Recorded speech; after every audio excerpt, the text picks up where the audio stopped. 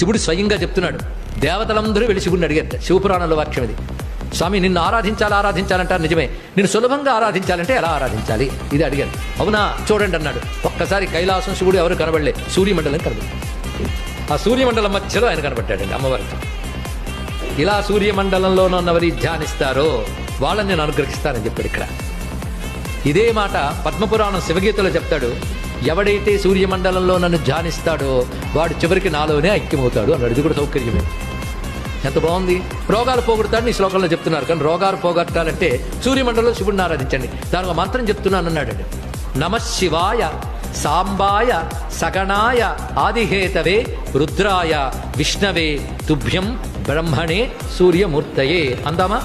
నమశివాయ సాంబాయ